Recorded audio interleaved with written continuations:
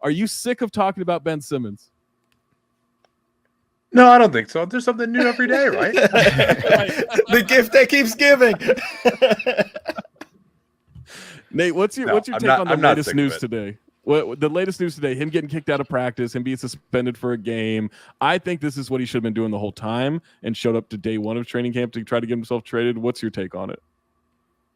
Well, I agree with you that he should have been here the whole time, but he's still doing it wrong because he's gone beyond having plausible deniability. Because if you're at the point where the team can suspend you, then you're not getting paid. Like, step one here is get paid.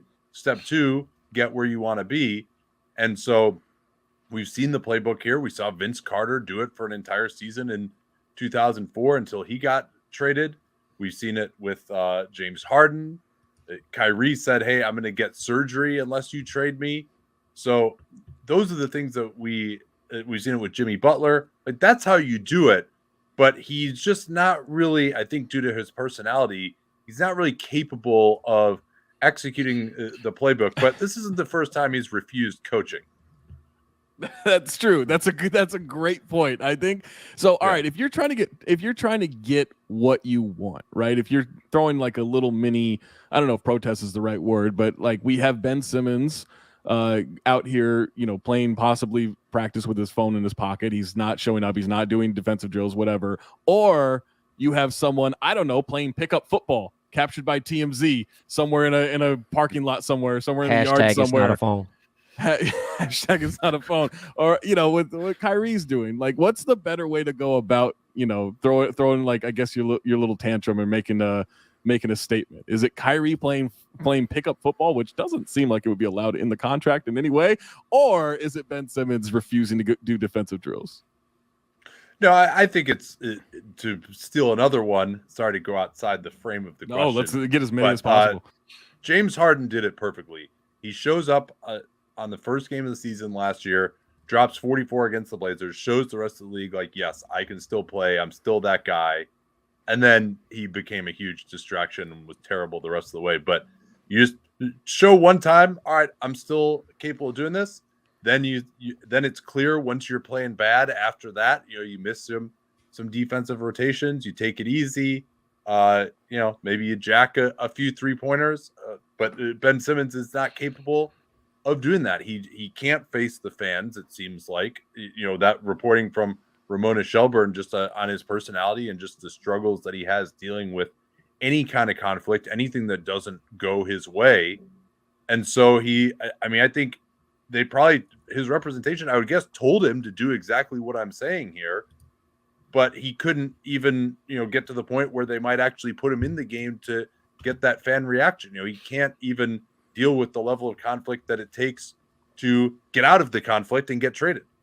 There was a report that he left practice and went to a strip club, which that's the Harden blueprint, right? Like, I think he got the message on that part, but not the rest of it. Who among us has not, I'm not going to throw the first stone here. That's after every podcast for Mo. Yeah. Oh, man, well, Zach, with your style of pickup basketball, you actually can shoot your shots in the game from the strip club. I'm taking it from everywhere in the vicinity of that neighborhood. Legs and eggs. Yeah, exactly. So all right, Dave, do we have any questions from the audience that we need to tackle here? Yeah, do you guys want to stick with the Simmons stuff? There's a lot of questions kind of roughly asking about Simmons' value. I actually think that's worth talking about. Oh, okay, yeah. Actually, let's do that. How hard does his value have to fall, right, for them to pull the trigger on something that doesn't bring back a guy who's like that we would think about as a 1, 2, or 3 guy? Like, I mean, and Nate, you think about this a lot more than I do. I mean, where is his value now? It seems like it's as low as it's going to be. Like, how is he going to rehabilitate that? And if you're the Sixers, how the hell do you rehabilitate that ever? Yeah, I don't know how you rehabilitate it more. It's adding a deer right now. I don't think that anything that's going to happen from here on out is going to particularly change that. The only way that I thought it could change, and actually why I said Ben Simmons shouldn't do this, is if he comes back and plays well, I don't know that raises his trade value throughout the league, but it does increase the Sixers' internal leverage to say, all right, we can just wait longer, right? If you have Ben Simmons back and playing well, and yeah, we thought back in the playoffs that no, he can never play another game for them. But where they are right now, yeah, getting the 1 seed in a second round playoff exit for now, rather than trading him for something they don't want to trade him for, that actually is kind of palatable, I think, to the Sixers. That gives them the luxury of just kind of waiting. So I do think he's making the right decision in terms of his trade value of not coming back and playing well and really just killing it and giving them the option of kind of holding on to him for longer. But I think he's just going too far in the opposite direction now to where you can actually give them grounds to suspend him and not pay him again. So his value, though, I just like these teams. It's so hard because they're not a rebuilding team. They want someone back who's good. That's usually not the way that NBA trades work. And so you probably only got 5 or 6 teams that might be interested in him, even as a general principle. And then you throw in the fact that they're holding out for this huge deal in return, and it becomes very difficult. That's why he's still here, obviously. Trey, let me ask you this in regards to that trade value here.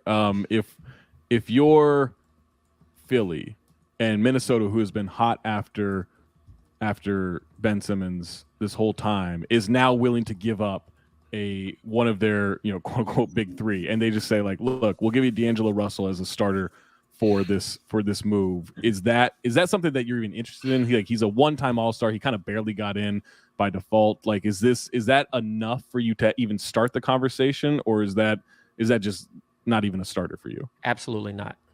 I need more. I mean, think about it. Regardless if Simmons doesn't take another 3 or a jump shot, etc., he's still a very good basketball player, and still effective on the defensive end.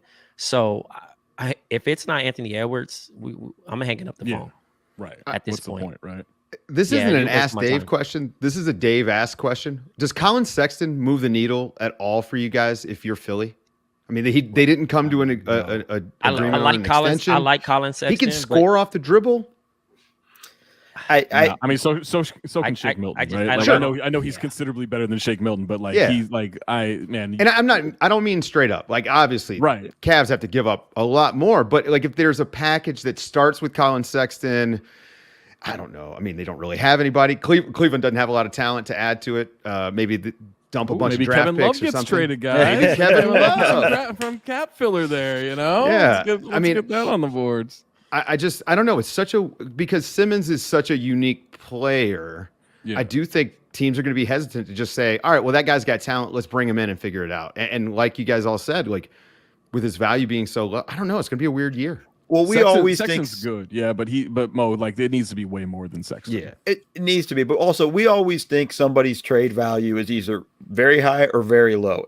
All it takes is one team to really believe this is what we need to do, and things like that. And it's, to your point, Nate, we're also looking at it going like, what if they have Ben Simmons not play games and they start out hot anyways, and they go 7-2 8-2. Sorry, math not my strong suit today. If they go 7-8-2 to start out, yes. If they go that's phenomenal, amazing. Right, yeah. But if they go 8-2 to first 10 games, go 16-4 the first 20, like without Ben Simmons at that point, they're also like, we don't need to rush to make a trade. We can wait for the right trade to come along.